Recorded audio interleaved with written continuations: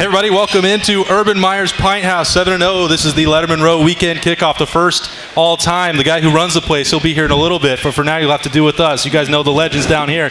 AJ Hawk, Anthony Schlegel, Cardale Jones.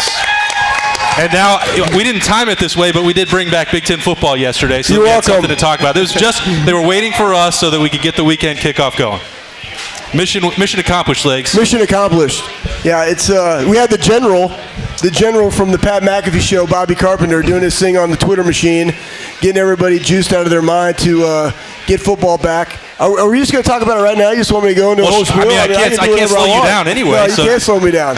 Put a silver bullet in front of me, and I probably would. But that being said, it's just great to have college football back in the Big Ten. It's great to have Ohio State back because they have an opportunity to go win a national championship. And again, when people go to Ohio State, just like AJ, and AJ can touch on why he returned his senior year. He could have played in the NFL as a junior, but they have a special opportunity to go out, not only win the Big Ten, but win the college football playoff. For them to have that opportunity is critical, and there's a lot of key people that played a role in that, specifically the players, right? Hats off to our players. OH, they did a phenomenal job, man. You guys got to witness leadership in action. I'm gonna let these guys speak because I could talk all day because that's what I do from 6 to 9 every single morning. And AJ has his own podcast, Attacking and Dominant. YouTube, I didn't even know that was a thing. Yeah, YouTube is a thing. I don't know if any of you people have heard of it. Yeah. It's called YouTube. Schlegel is a bit behind the times. But yeah, I think when it comes to the Big Ten coming back, look at what the Pac-12's doing. Do you see anybody really fighting for the Pac-12? Sorry about that. I think you're good. I don't know who I'm close to. Too much juice. That's Schlegs. They need I'm Schlegs. sorry. Like the Pac-12 I'll try to simmer my juice meter down. I told him, Bobby Carpenter and I started a company called Solutions for Institutions. Didn't know if you guys knew that. So we're just waiting on the call for the Pac-12 because if they want to reinstate by October 24th, boom, we're ready to go. We have a plan. We have a whiteboard. What do you mean? What are you going to do for them? I'm just going to tell them how to do it. Tell them how to get football back? Yeah. So tell us then. Let us know. First off, hey, guess what? You have to have a high GSF, okay? GSF is give a it factor, okay? Put an SH in there. That's what GSF means. First off, you have to have a high GSF for playing football. 2, you had the Larry, what's his name? Larry Scott? Larry Scott. Larry Scott. Hey, guess what, Larry? Pick up the phone and call your governor and say, hey, are we allowed to play football? They're playing NFL football, but we thought we couldn't. But can we? Oh, you can? Instead of doing it through the media, I just get up the phone and call them, not Zoom them. Pick up the phone, dial it, call them up. Oh, yeah, you can play. Great. There's one state down. Hey, Oregon, can we play? Yeah, we got some wildfires going on. Let's handle that first. I understand we have some problems. Then let's look about best practices. Oh, we have the NFL. We have the NHL. We have the MLB. You did this. We have all these people that are already playing. What are you guys doing? Oh, we could probably do that too. Poof, David Copperfield, you got football. Sounds like a plan to me. Yeah. What was your plan, B. Cardale? 12 gauge? Honestly, you got to involve the players like Ohio State did. You had a guy like a Justin Fields and some of the main guys who are a huge factor to the university and to the football program get out on the head of this thing when they were talking about postponing before they even canceled the season. Yeah. So you need some of them top guys from the USCs, the Oregons, to get out and express how important it is, not just to them, but their university, their communities. I want to make sure that we thank our partners tonight, Bryant Heating and Cooling Systems. The fact that we have Big Ten football now, it's a big deal. So as college football fans, we love the fall, but we know fall means cold weather will be here soon. Oh, I love it. Is your furnace ready? Is your furnace ready, Schlegs? My furnace is ready, and I also today wore a flannel for the first time, so that was a big-time deal. I worked out in a flannel and Carhartts. It was beautiful. All right, well, if you need a quick fix or you need a whole new system, Columbus Worthington Air is your factory-authorized Bryant Heating and Cooling dealer. They'll do whatever it takes to make sure your system is up to the task. You can rely on Columbus Worthington Air to provide exceptional service. Make sure you and your family stay comfortable all winter long. Be sure to schedule your appointment at cwaohio.com. Bryant and Columbus Worthington Air doing whatever it takes. This is the whatever it takes pregame show. And AJ, I mean, is that what Schlegs was always like the first time you met him? Yeah, he was just maybe 55 pounds heavier when I met him when he was visiting from the Air Force Academy, and Bobby Carpenter and myself hosted him on his official visit. There you go. That's Air right. Force kind of That's crowd. right, Air Force. Yes, Schlegs. Off we go. You can definitely count on you to lobby. bring the juice. That's why your morning show is That's called Morning Juice. Morning Juice, yes, because that's what Schlegel does. So it's been, I don't know how many years have we known each other now? 2003, 17 years. 17 years, yeah. And Schlegs is the exact same guy mentally that he was then, and one of the best people on the planet. I say all the time, Schlegel and his wife are two of the best people I've ever met in my life. So it's a great thing. You tell them the story about like our official visit. You don't have to go into the nitty-gritty details. What about it? Which part? Just the funny stuff. I mean, anybody knows Schlegel's a bit of a loose cannon. Yeah. And when he first got to Ohio State, he was with his wife at the time, but they got married shortly after your official visit. Tress had to call her. Yes, so he did. You had to get permission back then, right? You had to expedite this process now. But we had to host, Bobby and I, we didn't have to. We got the opportunity to host this guy when he came in from the Air Force Academy. It was like a Tuesday night, too. It wasn't a normal weekend visit. And we said to Anthony, "Oh, Schlegel, you like to drink?" He's like, "Oh, a little bit." And throughout the night, everyone had a good time. I think Schlegel might have had the greatest time of all of us. And I think the next day, was it D'Antonio that came into your room? Yeah, Dino. Coach D'Antonio came in, woke him up, got him going, showed him the campus. He was sold. You were all in, right? I was all in. Before that visit, did you have any trepidation about coming to Ohio State? Did that stamp it like, hey, this is my spot? I didn't know anything about the great state of Ohio. I'm originally from Texas, where we lift weights and kill pigs and play football, and it was amazing. But you have overcast weather, it's miserable, but you got great football and you got big deer, and I got dudes like you guys I got to play with. I was like, all right, I'm sold, let's go. That's it. Boom. It's a match made in heaven. Perfect. I mean, we got these two linebackers here, Cardale, but you referenced Justin Fields, man, and the effort that he gave to push, to get back in a petition. You've been in the shoes, the pressure that you feel as a starting quarterback at Ohio State. What have you thought of the way Justin Fields has handled this and the fact that we're all going to get to watch him play at Ohio State for one more year? I mean, it's unreal how the way he just took a hold of this thing, him and Coach Day, and jumped out in front of everything and tried to make sure they was having a season before, they even released the cancellation of the out-of-conference games. Right. It just speaks to what type of leader he is. You want that type of guy demanding and commanding the offense. A guy that's not going to be scared to get out in front of something and take the bullet if things ain't going well, because you want to look to him when things ain't going well, and he's going to get it back on track, and he's proven that with the cancellation of the season and being one of the front runners to, hey, get this thing back and rolling. Right now, I put you on the spot for one of our early Coors Light Silver Bullet picks. Is he going to win the Heisman now that he's back? He's definitely my favorite. Doesn't have enough games. If he has 8 games, is that enough to battle with a guy like Trevor Lawrence? That's a good point. I think the quality of the games that he has and the numbers, it just depends on the rankings of how he do versus that team up north, how he do versus the Penn State, these top-ranked teams, versus how Trevor Lawrence is going to do versus, even though he's going to play 3 or 4 more games. Well, I'm so glad that you brought it up and phrased it that way, AJ, because it's so fun to finally be talking about football arguments again and not, myocarditis and positive tests and contact tracing. Like, that's not ever what I got in to cover college football for, and I know that that's a big part of life for everybody in here right now. But the games are finally here. We get to talk about if Ohio State plays 9 games and Clemson plays 11, how do you differentiate for the college football playoff? Like, I'm glad that we're finally at this point where they got to the point where they put all the safety protocols in place. They believe that they can do it with minimum amount of cancellations and postponements starting on October 24th. And now we get to talk about these things. It's going to be complicated, right? 8 or 9 versus 11, 11, 10, 11, whatever the SEC gets up playing, that's not going to be easy for anybody to weigh. Oh, it's going to be weird. It's going to be very complicated, and I think no one's ever fully on board with the voters and where they put people in the polls. But at least we're talking about football. At least it's a thing. At least we're not arguing about, hey, are we going to play? When are we going to play? No, they're going to make it go. But so October 24th is when the first game is going to happen, right? Right. Yep. What's the date today? What do we got? The 17th? Do we need that much time? No. Do we need that much time? Wait, couldn't they try to bump it up a week so we have a little bit of leeway in case a team gets shut down for a week? I put out a schedule, AJ. I put out a schedule for them. I did see the schedule. The solutions. I put out the solution, man. I'm in the solutions business, solutions for institutions. I put out a schedule at the shop. Listen, it's the 17th. They already pressed play. Boom. Coaches already have a plan. Coaches, what they do is you have a yearly schedule, and as you adapt and go through, and just like 2020, it's always about the ability to be flexible and adapt. So you have this week, you have next week. I would say 2 more weeks. The 17th, because they were so late in this, the 17th would probably be that day, and at least have a bye week. I would believe it would be on the 12th. That way, in case something did happen, everybody had the same bye. Everybody could make up that game and then go to a conference championship game. Oh, by the way, if you wanted to have another one, you could. But They didn't give themselves any type of room. Now, again, this goes back to leadership, of which I believe they didn't want to play football in the first place because Kevin Warren would never have said that this is something that we're not revisiting.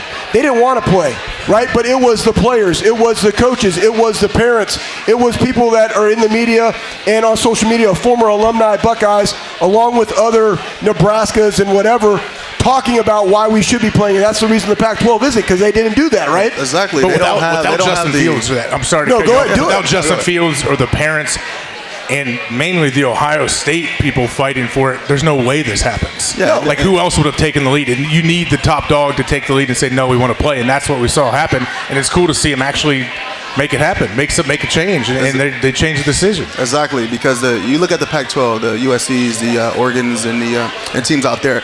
No offense to them, but they don't have a strong alumni base like we do. Yeah. On top of having, like you said, them top dogs that really controlling the market of college football. Like when we talk about college football and we speaking of the athletes are now able to capitalize on their name and likeness. Well, where the most of them players are from the East Coast. Yeah. It's from this part of the country and the SEC. No offense to the Pac-12, they just they kind of just follow the leader. They don't have the manpower to jump out in front of something as serious as this was. It would almost take USC specifically. Sorry about that. I got too close to all this linebacker juice. All this juice, man. It's going everywhere. We're going to need to get out that Coors Light in a second to calm it down. But USC is probably the only one I can think of that would have the impact, with the market they're in and the tradition that they've had. Like, there's really nobody else out there in the Pac-12 that can move the needle. Certainly it's nowhere close to what Ohio State can do. And I think when we've talked about this, where Barry Alvarez was on the return to play task force, so Wisconsin was part of it. James Franklin was speaking out. Jim Harbaugh was speaking out. He was actually on the same side as the rivals for once. And then Nebraska, they filed a lawsuit, and Scott Frost went out from day one and said, Nebraska wants to play. Other than that, though, there wasn't anybody that was really pushing hard. And that was unfortunate because there's hundreds of athletes in the Big Ten that wanted to play. So does this happen without Dr. Borchers and Ohio State? No, I don't think it happens. Does it happen without Ryan Day putting out statements and blasting the Big Ten and Kevin Warren? No, I don't think that it happens. Justin Fields in a petition. Ohio State football parents. 2 going to Chicago and going to the Horseshoe the next week. I don't know if that's me. I'm sorry if it is. You should switch that headset. Yeah, maybe we'll get a new one so that I don't burn out everybody's ears tonight. But the point remains that Ohio State not only had the most powerful brand, but it also had the most powerful plan. Yeah. I tell you what, Christina Johnson did a really good job of, I think probably Ohio State could have done a better job of having a succession plan after what's that guy's Drake. name? Yeah, Drake. Yeah, I forgot him. He's already gone. He's some president on the West Coast. Anyways, that being said, she did a really good job. The first thing as a leader is, guess what? Do not lean on your own understanding. And she doesn't know anything about football. She doesn't know anything about the footprint or the passion that we have at Ohio State. So what did she do? She went and talked to Gene Smith. She went and talked to Ryan Day. She looked at the protocols that they did. When she first voted, she voted for a postponement, one, to gather more information, but to have a season, which is the most important thing. Then what you said to Dr. Borchers. Dr. Borchers, guys, listen, he wanted to create a solution. He was one of the main people that were on that study of myocarditis. And again, it was not on myocarditis as a threat to return to play. It was all about utilizing cardiac MRIs as a better standard of excellence to implement into the protocol so we can play. Like, that's what it was entirely about. And to have people in the media that would go and take snippets of that to fit their own agenda. Basically, that's like, hey, I got some content, I'm going to cut it, even though it has nothing to do with what it really means, and I'm going to put it in my own agenda, which is to not play football. Oh, by the way, all these people out there that are saying, hey, how does a spring Rose Bowl look? It looks like dog crap. Like, nobody wants that. We don't want to be playing with the Pac-12. We want to be winning a national championship. Dr. Borchers, when he went in on Saturday, his presentation was so good that the presidents all came back, all 14 of them, came back on Sunday, relayed out the plan, and they were all in agreement that this is a safe way that we can play.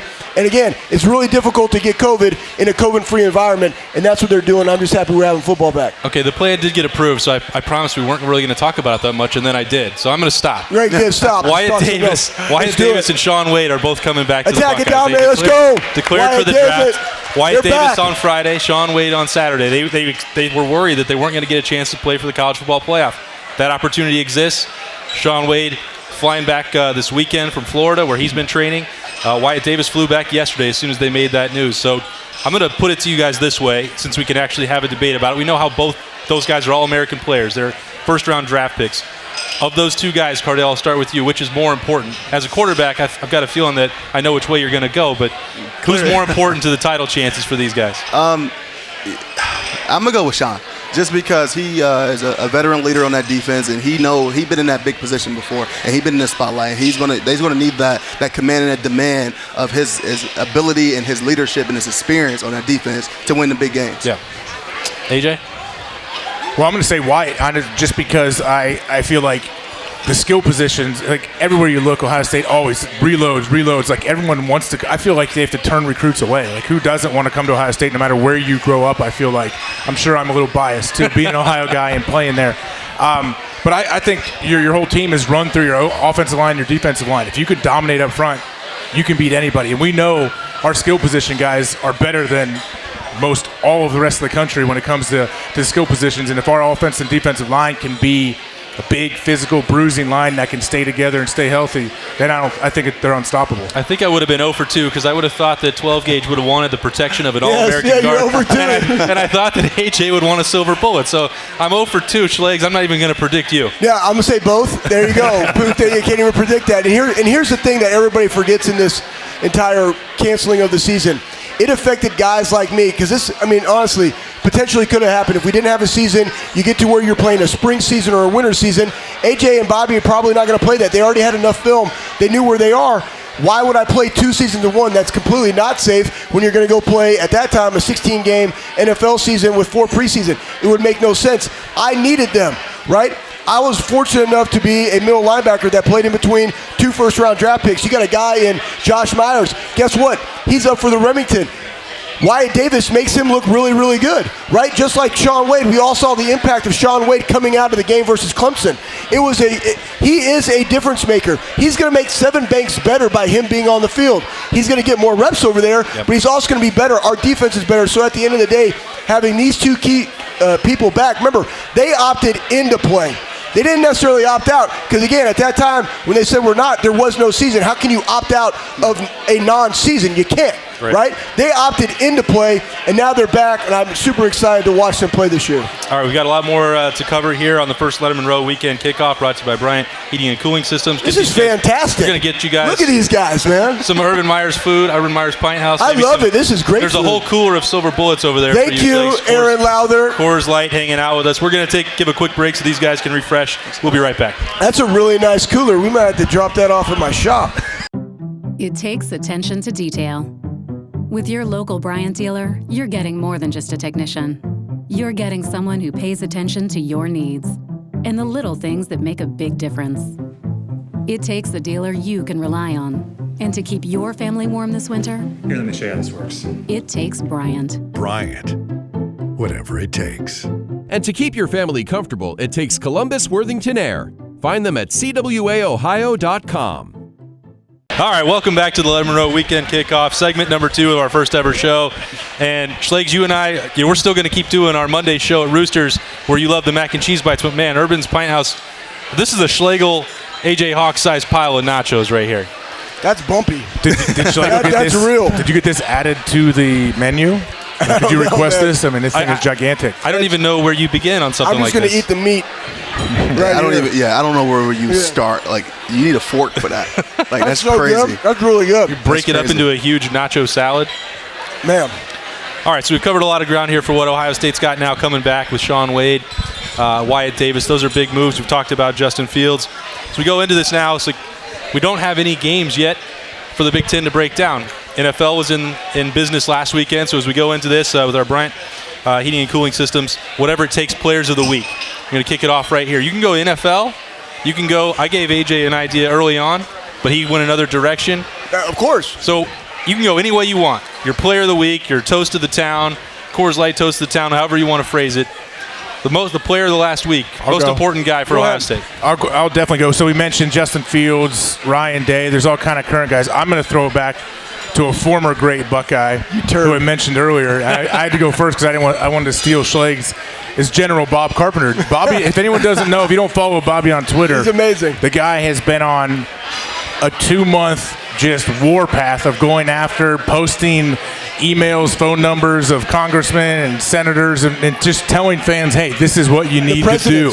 Go email the presidents of the university, this is their email, this is their number. And Bobby has done so much. He took documents that they would put out about like reasons why they can't play, and Bobby would redline multiple sections of it and repost it on Twitter during his radio show with Schlegel in the morning. Like Bobby, he was fighting for the cause, and guess what? He's taking a big victory lap right now.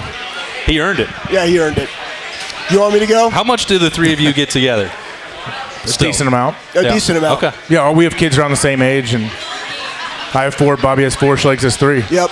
You got to pick up the pace, Schlegel. Nope, I'm done. I'm out the game, man. I'm out. Yeah, and it's the cool thing about, and this is the beauty of Columbus, Ohio, is that you have guys that aren't from here that make this place their home. I'm originally from Texas. Obviously, Bobby's from L-Town. AJ's from the Dayton, Cincinnati area, Centerville Elks, go Elks, Elk Pride, Sunday Younger Banquet. Those are fun stories. But we all come back here. We make our home here. I have my kids here. My kids are a little bit older. But, like, Bobby is the defensive coordinator for the UA football team that he coaches with Ryan Miller. I'm the D coordinator of the younger team. It's amazing. But, yeah, we get together. We have fun. And that's what it's about, man. It's about life on life, hanging out, having fun, raising your kids. And, yeah. Anyways, I thought you might need another minute to think because General Carpenter was taken for you. No, I don't know if you thought about this. I've thought about it since. Like, if I didn't go to Ohio State, I don't know what I would do. I don't know what I'd be doing. I don't know where I would live. Like, I don't think I would live back in my hometown. I think about that a lot of times now. I don't know who we went to Penn State. Right. I'm not living in Happy Valley after. Sounds awful. So, I'm thankful for that. I think about it sometimes when you're young and in high school. You don't think about like, hey, this will set you up after living there. And there's so many guys that we played with that are either before or after us, or guys that are on the team while we were there that call somewhere around Columbus home. Yeah, and it's awesome. And like I said, I don't know where. I have no clue what my life would look like if I didn't go to Ohio State. Right, and the cool thing, too, is that I have guys like I was able to have the pleasure of coaching Cardale. And Cardale and I are going to get a bow because I'm getting him into bow hunting on the 23rd. Attaboys, we're going to go get a Hoyt. Let's go. All right, so then my guy. So I'm going to go kind of on a different path, but on the same thing, former player. And I'm going to go with Dr. Borchers. I think Dr. Borchers was vital. And again, seeing things through a prism. What is the problem? The problem was they all said there was not consensus from the medical staff for a safe return to play protocol for all these different things. So what do? He's got his constituents. They put a study together. Granted, it was a very small study, but they found the gold standard for battling myocarditis. Again, listen, everybody out there, myocarditis has been around for a long time. You get it if you have a tooth infection or some type of virus. It's been there, right? So they understand what it is. But to be able to have this standard and have rapid testing and create a solution and then go in there and be able to deliver that to the presidents, who most have their doctors, that's probably why they're so slow. It was analysis from paralysis or whatever you call that, right? Like, that's what they do. Nobody can be a leader and just execute. He was the guy. Yeah. He was the voice of reason as to saying, hey, listen, by doing these protocols, I'm not going to say it's 100%, but it's highly likely that we can get this season done and get it done in a safe manner. So again, former Buckeye, team doctor at Ohio State, Dr. Borchers. Boom, that's my guy. All right, Cardale, you got two former Buckeyes. Where are you going now? I'm going to go with a guy that didn't even play sports. Okay. Yeah, I'm going to go just because of how vocal he was on social media. And every time I turned on TV, the news outlets, major news outlets from across the country, he was on there, a guy named Bryant Schottenstein. So the last couple of weeks, I've been calling him Brian Scheffner, because he always would tweet out and post, inside source this, inside source that, which he really do have connections and sources, from higher places that we can't even imagine. But he was ahead of this way before the rulings and meetings and everything. He was releasing stuff on his social medias and giving exclusive interviews way before any of this even broke. Yeah. So I'm going to go with Brian, man. He was really pushing hard for this. Man. Let's do a player now. Let's do a real player now. Let's do another forcing one. the creativity here. So we'll just break it into two segments because I want to give Ryan Day a lot of credit for what he did. So we'll talk about players in a second, but what you guys know, because you've been players, how influential coaches are, and Urban Meyer is going to be here in a little bit to wrap up our first show. But the situation that he's faced, or all the situations he's faced over the last couple of years when he inherited that job, it is such an enormous pressure-packed job. and very little has gone his way, the way he would draw it up. You're talking about, stepping in on an interim basis for a coaching legend or taking over for him permanently. What happened to the quarterback room with a complete overhaul, addressing that and bringing in Justin Fields, and then losing another when Matthew Baldwin transfers. I could keep going down that path for everything he's dealt with at that position. Chase Young suspension, and then the way he maturely handled what happened in the Fiesta Bowl when his team was absolutely robbed by the officials on a play that I'll never understand what they were looking at or how they overturned the touchdown that changed. Really it changed the course of his career, and he never really went out and cried about it or blamed the officials. He didn't understand it, and he tried to get an answer that'll probably never come or satisfy him. But then you deal with this. Okay, we've got another extremely talented team coming in, and then you have COVID, and you don't get to practice. And then Wyatt Davis leaves and Shaun Wade. But the fact that those guys opted back in, and I don't mean to steal your phrase there, but they were out. They were going to the NFL draft, and now that they're coming back to the Buckeyes tells you how badly people want to be part of this culture. And Ryan Day didn't build it himself, but he's certainly working to elevate it, and I've been extremely impressed with the job he's done. Yeah, I would say the other thing, too, with that, he's done a phenomenal job of taking what a legend does and then making it his own. The very first thing that he did was he completely revamped the defense, which needed to happen because it was hot garbage. It wasn't silver bullet defense. And so he did that by, he got 2 guys from that team up north, and now he brought back Kerry Combs. Jeff Hafley did a phenomenal job. But the number one thing that he's done is he doesn't do it Urban's way, he does it his way. And the guys resonate with that. And the best thing that come out of this absolutely helps Mark Pantoni, the best recruiting coordinator in the country. Recruits see how hard our guys fought, but they also see how hard our coaches fought and backed their players. And again, people don't understand this. The biggest marketers for Ohio State are our players that are on national TV every single week repping that brand. And then you have your coaches doing that and having a voice. Recruits and their parents are saying, you know what, I want you to identify with Ohio State, and should you be so blessed to get an opportunity to go there on a scholarship, that's where I want you to go. That was a professional segue about the Buckeyes in the NFL, Schlegs. You're getting really good at this. I am, man. Stuff. Something happens. All right, so, a lot of the rookies for those Buckeyes, they really shine in that first weekend. Obviously, you've got guys who've been in the league a long time for Ohio State. I'll let you guys think about it. For me, because you can pick between Dwayne Haskins or Chase Young, what they did in Washington last week for that well-named football team. Washington football team. Love that. I thought, because the only game that I truly watched closely was the Sunday night game. And so Jordan Fuller showing up, a 6th-round pick, winning a job, getting a huge stop in the red zone to help clinch that win for the Rams. He's also one of the most professional, favorite guys that I've covered in recent years for the Buckeyes. I felt really good for him. So if I was going to name one player who stood out, a Coors Light toast to the town, I'd go with Jordan Fuller, a real tribute to him in his first game there in the NFL. If I'm picking one, it's an obvious pick, but I'm going Chase Young. Yeah. I feel like there's hope in Washington, and a lot of it is because of Dwayne Haskins and Chase Young. Both of those guys, both Ohio State studs. There's hope now for Washington. They go out and they win their first game. Chase is super disruptive, and he's making his whole team better. Ryan Kerrigan, like a 10, 11-year vet, was NFC Defensive Player of the Week, playing opposite of Chase. So that those guys will complement each other very, very well. And I don't know if Washington will continue to win, but it's going to be fun to watch their defense play. I know that. And Dwayne, it's going to be fun to watch the steps that he has taken from year 1 to year 2, because every teammate, when they talk about him, they say how he's a different guy. He's doing all the right things, saying all the right things, and he's super confident. And I'm excited. I'm excited because I think most people, it's hard to not be a Ron Rivera fan either, especially with what he's going through with their head coach. So I think people, Washington is on people's radar again. I understand it's only after 1 week, but hey, people care about him. Knee-jerk reactions, we got to make them anyway. That's right, man. Overreact to everything.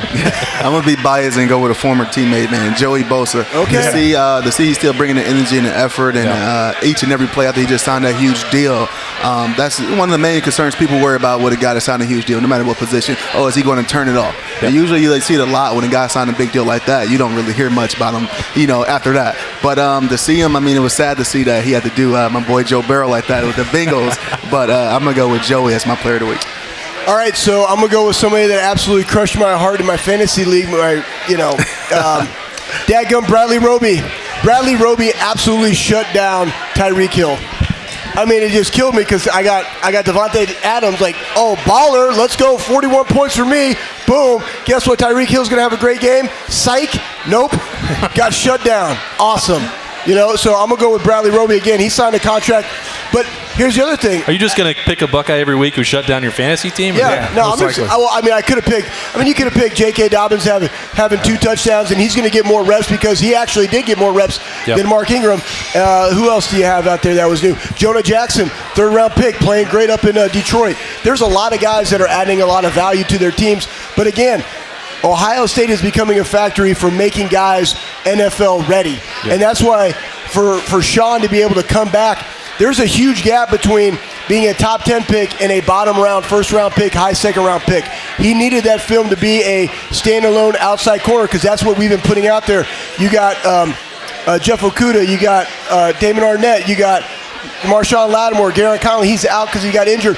Bradley Roby, you got all these guys that have been there. Denzel Ward. We're going to see him tonight. You have all these guys that have done that. Guess what? Recruits are looking at that as well because they're getting the best coaching in the country, and they're able to go do that. And Roby did it last week, and absolutely, I lost by .04. How do you lose by .04 in fantasy? It was my first fantasy game since 1997 when I was at Conquistadors, and I won that league, and they didn't have computers back then. I don't know, but he did it to me. So they didn't go to the decimal place when you were just like writing it out on hand? No, it probably would have been a tie. Right. I don't know. Or go to the defense. Cardale, did you miss everything about that goes into being an NFL quarterback over the weekend? No, not really, man. I mean, it's tough to watch some of the performances. But it's early in the season, so I'm excited to see a lot of these guys progress throughout the year. You think you're still going to get a call or what? I know you can. We'll see. You can go get the pill warm. So we'll see. All right, we got another segment coming up here. This one, Schlegel, you brought it up. If we're going to talk about some Coors Light Silver Bullet picks here, this one I call the instant accountability because by the time it's posted tomorrow on Lettermen Row and on our YouTube channel, we're going to know if we were right or wrong. So sure. Everybody here probably hanging tight to see the Browns and Bengals in the Battle of Ohio. To kick it off, who you got tonight? We'll start with you, AJ. Oh, okay. So I actually played for 1 season with the Bengals. I know Schlegel was on Cincinnati. But tonight, and I grew up a Bengals fan, but I think tonight, I think the Browns are going to have to find a way to get the thing going in the right direction. I think Geno Atkins, I know, was hurt for Cincinnati. The D lineman who I played with, the guy, one of the most disruptive guys alive when he is healthy. He's not playing tonight. Mike Daniels, another D lineman's not. So I think it'll give Baker some opportunities because they're going to hopefully be able to run the ball a little bit on Cincinnati. I think Joe Burrow's going to play well, but I just think Cleveland does enough to get the win because Cleveland's in a real pivotal spot right now. Even, I understand it's only week 2. You don't want to overreact. But if they lose tonight and they look like they did week 1, you're going to have a lot of people saying, oh, here we go. Same old Brownies, like here we are. But if you can win and look good doing it, I think you can relieve a lot of anxiety for a lot of Cleveland fans. I got the Bengals, man. It's hard to go against my guy. Going with Joe Burrow. I knew it. I'm not betting against my guy. You know how I feel about him. Yep. Spending that 1 year with him in school and just to see the progression he's been through from my 1 year with him to now, it's hard to go against a guy like that. Remind people of what he looked like then, Cardale, because we always knew he was a relentless competitor, but I remember, covering him and there was all this fanfare and it's like, man, is that all he can do with his arm? Because like it wasn't like if I'm watching you two play, who am I going to pick physically? Probably. I'm more wowed by you. Yes, absolutely. Okay? The freak of nature. Yeah, but Joe, I mean, he's not going to do anything that maybe sometimes not going to wow you, but he's not going to force. He's not going to force. He's going to play within himself. He knows that he don't have to do too much out of his power, and his best is good enough on any level, any given day. So I got Joe Burrow and the Cincinnati Bengals tonight. Man, everything in my body wants to go with the Cleveland Browns, and so I'm going to go against them. Here's why. You got Odell Beckham, truly a number 2 wide receiver, because Landry is obviously that guy. You have Baker Mayfield, who's Landry's hurt though, isn't he? Is he out tonight? He has to be. He's won by default, or somebody else jumped in. Or somebody jumped on. Okay, whatever. Yeah. I think he's going with number 2 for a different no reason. No doubt. And here's why I like the Browns. I like tonight. You got the Chubb Hunt combo. I mean, again, if what are you going to do versus the D-line up front for the Cincinnati Bengals, they need to run the football, right? They need to be able to do play action. We all know that right now Baker Mayfield has a hard time staying in the pocket. He's patting the football. I don't know what he's seeing. He's seeing ghosts, but he likes to roll out to his right and throw. That's what they got. That's what they need him to do. But in order for him to do that, they need to be able to run the football. Defensively, their D-line versus Bengals offensive line. Bengals offensive line right now is hot garbage. It's just the reality of the situation. However, I do know that both of them picked up kickers this week because they stink. So they're definitely, somebody's missing an extra point, probably both of them. That being said, I'm going with Joe Burrows only because I want all the Cleveland fans to be so upset because right now the Reds are getting hot. The Cleveland Indians have lost 7 straight. So if you just do it by just a fan of the city, I want the Indians to win. I want them to be drawing better. some passionate reactions. I know. I want them to win. But guess what? When the Browns lose tonight, it'll just give us more to talk about because they should be winning because they should be significantly better than they are. But I got the Bengals 23-20.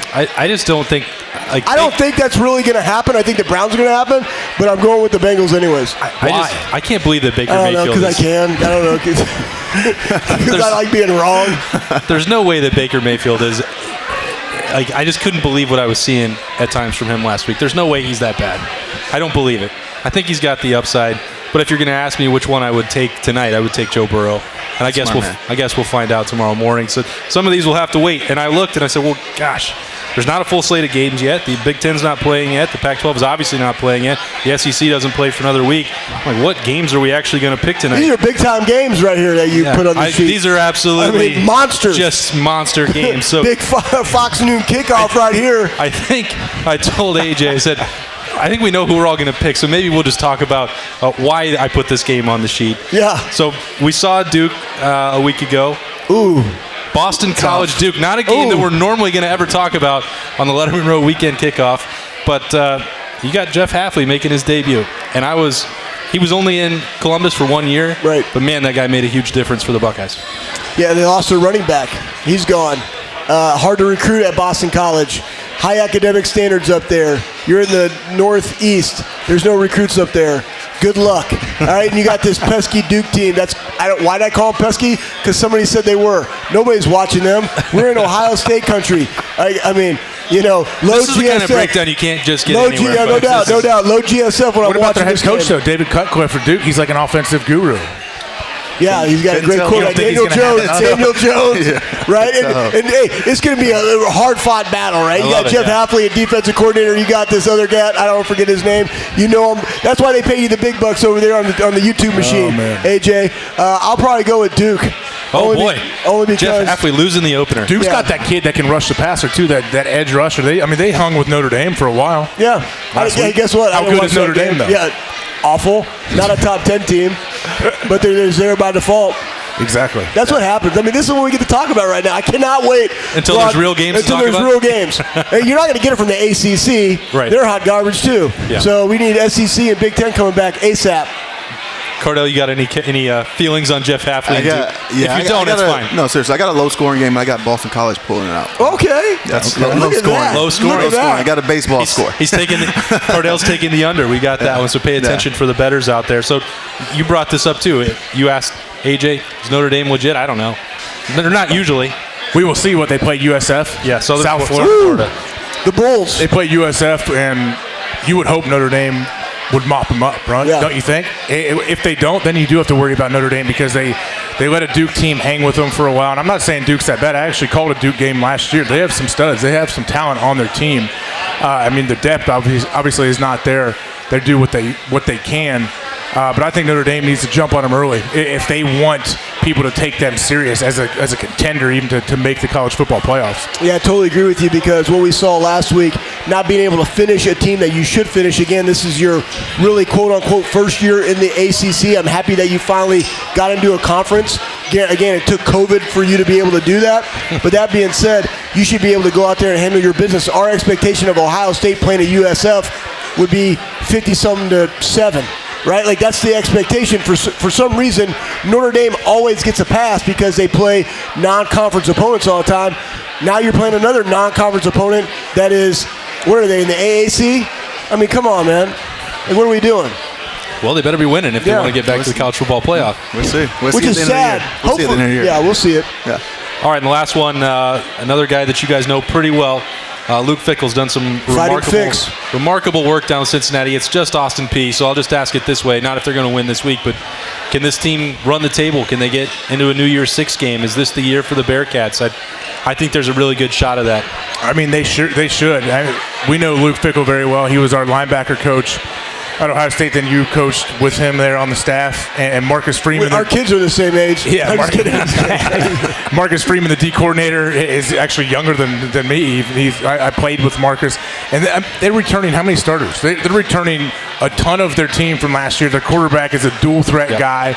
Yeah, they should absolutely roll tonight. But yeah, tonight's not the question. The question is, can they run the table and show that last year wasn't really a fluke? And I think absolutely they can. They have the right guys back. They have the veterans, and I would trust Luke Fickell with my children, my 4 kids. I say all the time, he's probably the toughest person I've ever met in my life, and at the same time, the scariest. Yeah. And one of the best guys on the planet, too. So he's a weird yin and yang of Luke Fickell, and I just respect the hell out of him. Yeah, we respected him so much in college. We used to go onto his whiteboard and draw inappropriate male genitalia all over it and pull the screen down. It was absolutely amazing when he would open that up. Remember that? Oh, it's fantastic. Anyways, that being said, Marcus Freeman is probably the hottest defensive coordinator in the country right now. There's been a ton of Power 5 conferences that I want, especially, I can tell you, Alabama, go be our DC. No, he's sticking with Luke Fickell because at the end of the day, I truly believe that Cincinnati will be in a Power 5 conference at some time.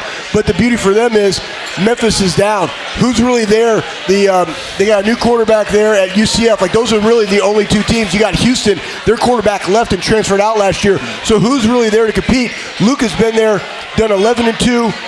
Most success they've ever had, right, since you had the D'Antonio and the Brian Kelly era there. He's doing a phenomenal job. Why? Because he knows how to recruit Midwest kids and develop players. And he has a great strength coach who is also, oh, by the way, an assistant strength coach at Ohio State. So he has all the pieces of the puzzle. He has continuity within his staff. He has a ton of dudes returning. He has great coaching. They develop their guys. I definitely see not 11-2, but potentially an undefeated season from him this year. Can he get a New Year's 6? Absolutely. What does that really mean? Well, now that the Big Ten's back, probably not getting in the college football playoff. If that wasn't the case, he probably could be. Yeah. But I think he's going to have a great year. They just signed him to an extension, rightly so. They just upped Marcus Freeman's contract. Absolutely, you should do that. Everything's rolling down there for the Fight and Fix. Oh, I totally agree. If Ohio State wasn't playing ball this year, I would have been a diehard Cincinnati Bearcat fan. Not just because of Luke, but another player that you coach, Kobe Bryant, his little brother, has been starting there for the last 2 years. So they got a lot of pieces returning on both sides of the ball. Why not play the New Year 6? So why not? A lot of support there for the Bearcats. I know that our next guest, the guy who runs this place, his name's on the door as we wrap up the show. He's got a little affection in his heart for the Bearcats as well. We're going to talk to Urban Meyer as we wrap up our first Lettermen Row Weekend Kickoff, brought to you by Bryant Heating and Cooling Systems. I want to give a huge thank you to Anthony Schlegel, Cardale Jones, and AJ Hawk for joining us for this first one, and hope you guys are enjoying it. We've got a little bit more to come, but we're going to take a break, and thanks a lot to these guys. All right, we're taking a quick break here from the Lettermen Row Weekend Kickoff. We've got Matt Daubenmire from Columbus, Worthington Air. Yeah, Austin. Been in business for a little while, I think, here. We've been in business since 1936. Been taking care of Columbus since 1936. That's great, man. It's so fun for us to have partnerships with local businesses that have been around Columbus for so long. I know you guys have been hoping and waiting for some Big Ten football to come back. It's that time of year where maybe business picks up for you as well. Absolutely. With Big Ten football coming back and stuff, what better time to make sure you get your heating equipment checked out, make sure your guests are comfortable.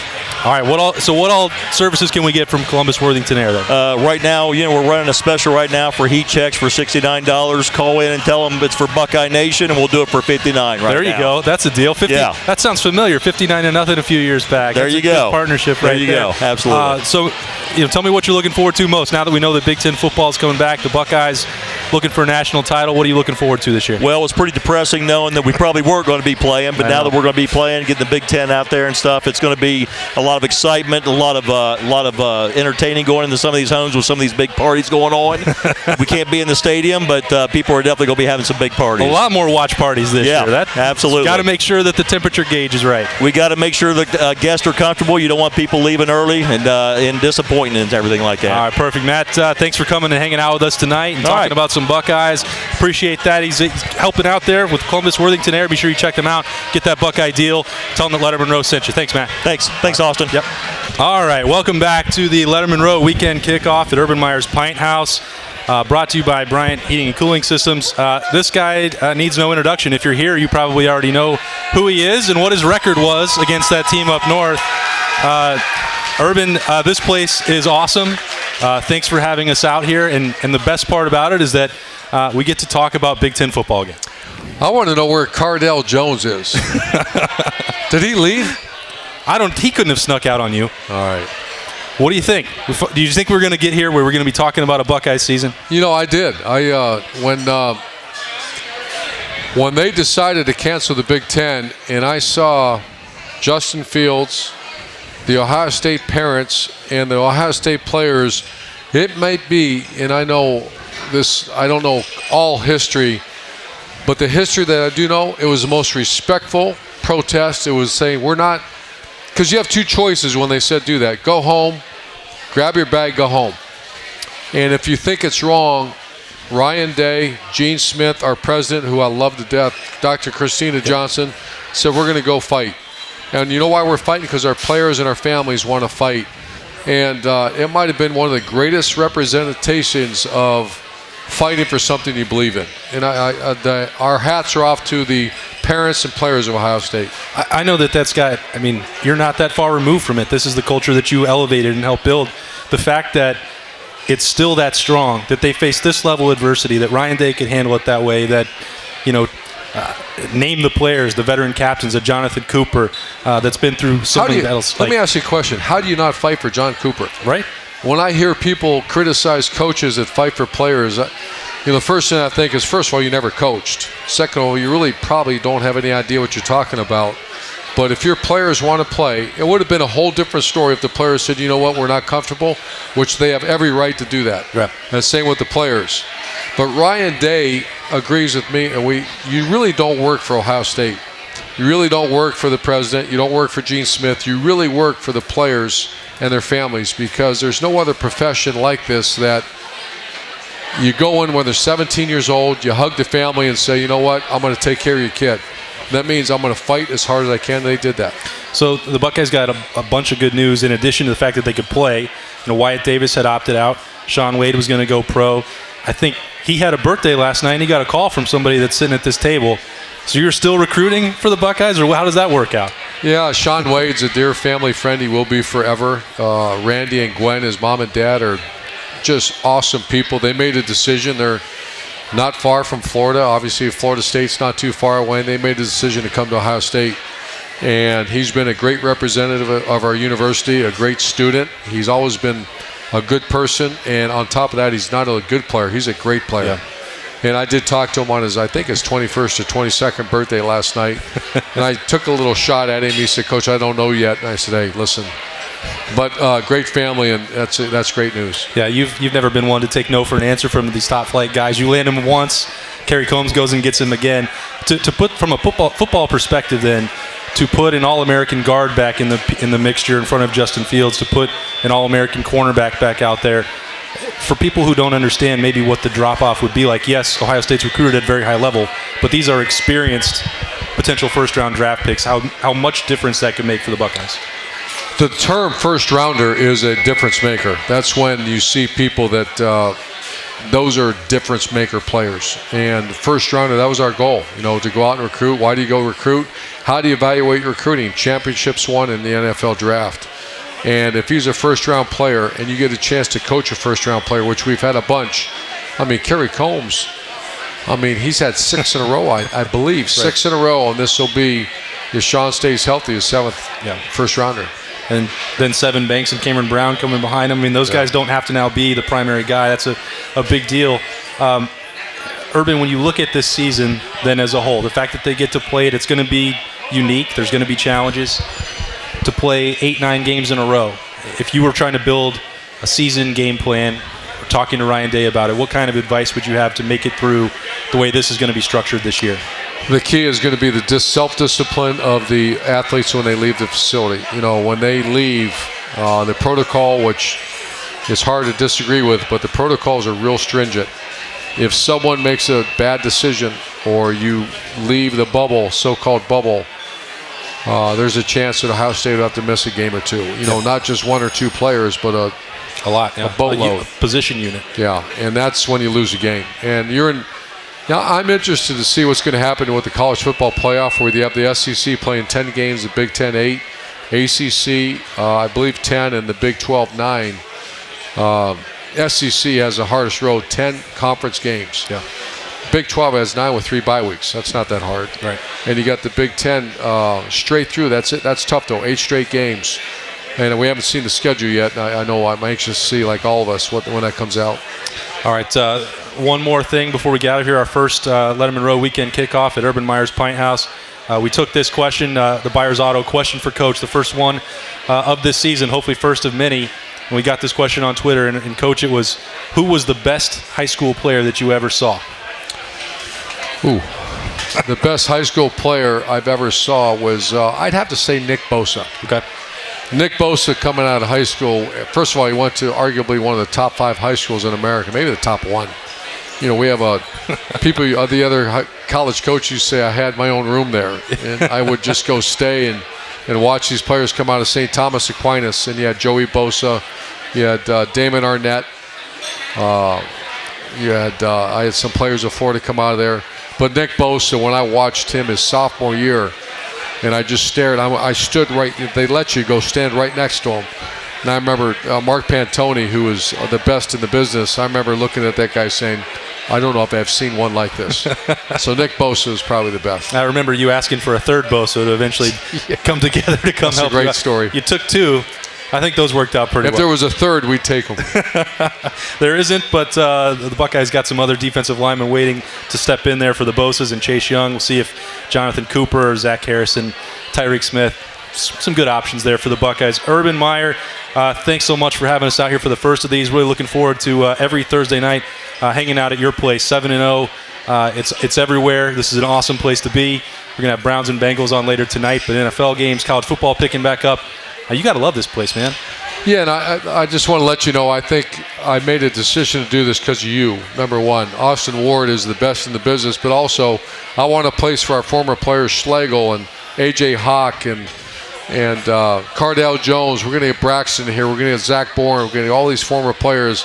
This is where you go on Thursday night to get ready for a great weekend of Buckeye and, Bengals, Browns, and Ohio football. Hey, thank God that in about 4 weeks we're going to have some Ohio State football to break down, so it'll be a lot more fun. We're going to tell your friends to come hang out with us. You'll see Urban Meyer as often as possible. He's still a busy guy. He's going to be with Big Noon Kickoff all year talking about football. That's in his blood. He's never going to get rid of that. Appreciate A.J. Hawk, Cardale Jones, Anthony Schlegel, and Urban Meyer, of course, for having us out here. Really excited for what we can do this year with the Lettermen Row Weekend Kickoff, brought to you by Bryant Heating and Cooling Systems. Thanks to everybody for joining us at 7-0. We'll see you back here next Thursday night. Thanks, Austin.